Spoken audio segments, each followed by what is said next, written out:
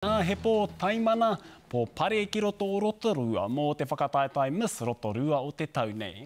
Ko tētahi o ngā toa o te pō ko te aroha hapi, ko iei whakawahi a ko Miss te arawa.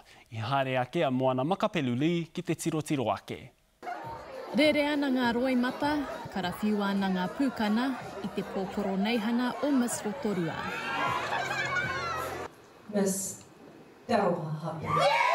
Ko te aroha hapi e 28 tau te pakeke ka whakawhiwhia ki te taitara hei māngai mo tōna iwi. Te hikaka te ngākau, kei te raue te wairua, te wāmoe nāneina.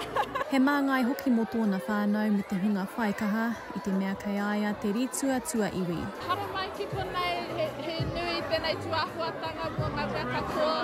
Kia tae, kia aki rātou i roto i tēnei kaupapa. Mai ngā mahi toi ki ngā pānui mata ki te. Your grandfather is coming in as well. He pō nui whakaharahara i ngā wāhine i whakaatu i a rātou pūkenga.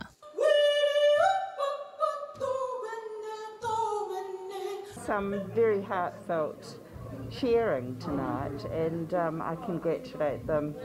Wonderful stories, and they're proud now. They're Rotorua proud. I mua i ngā pātai taumaha mai ngā kai whakawā. If I can change something for myself, I would not change anything for myself.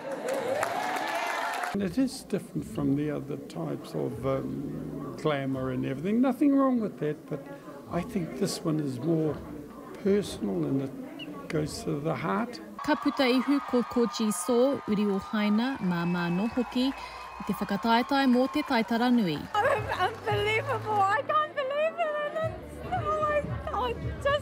I just feel unreal. E tino miharo ake nei, ko ki te mai nei, te hapori, te iwi, te taone nei o Rotorua, i ngā pūkenga o ngā wāhine nei. E rua tekau ngā wāhine i hikoa i te ara roa i te whakataetai whakaatāhua, ko te pūtake kia mōhio ki tō rātou ake ātāhuatanga. I'm proud of seeing the results that it brings for our community and our charity work that we do here in Rotorua, and seeing the development process of every contestant that enters. I learned is be yourself, be kind, and just don't judge any people by this cover. Kia taha whānau, you can do this pageant. If I can do it, you can do it too. Tērā te hōtaka hou a Gowns and Geysers, ka whāia i te huarahi o ngā wāhine nei i te ara o Miss Rotorua, ka pāpāhongia ki runga o TVNZ On Demand hei tērā tau. Moana makapilili te karere.